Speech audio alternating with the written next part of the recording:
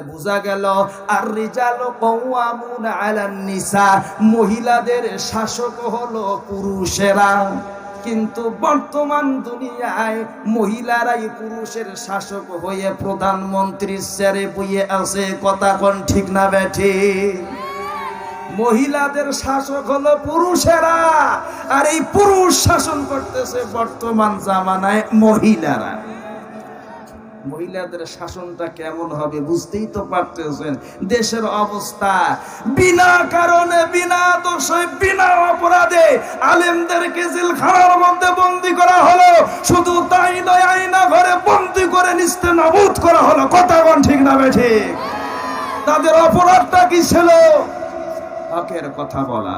তাদের অপরাধ ছিল একটাই, কোরআনের কথা বলা। কোরআনের কথা বললেই যে দলের বিপক্ষে চলে যায়, কোরআনের কথা বললেই যে এসে আমি সুদখোর আমাকে লাগে, কোরআনের কথা বললে যে আমি ঘুষখোর আমাকে লাগে।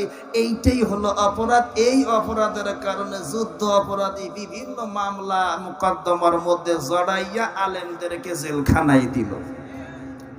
এক সময় এই আলেমেরা, মাজলুম আলেমেরা আল্লাহর কাছে কান্না করলো, দোয়া করলো। আল্লাহ এই মাজলুমের কান্নাকে কবুল করলো। জালেম স্বৈরাচারকে বাংলার জমিন থেকে ভারতে ফেলাইলো। কথা ঠিক না বেঠিক? এই জন্য খুব সাবধান। ক্ষমতা তোমার আজ আছে, কাল থাকবে না। নতুন করে ক্ষমতায় কারা আসবা দেখবো। কারণ এই ক্ষমতাটা যুগে যুগে বহু মানুষকে গোমরা বানাইছি।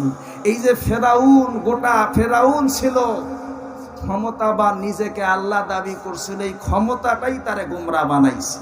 এই জন্য ক্ষমতা খুবই খারাপ জিনিস।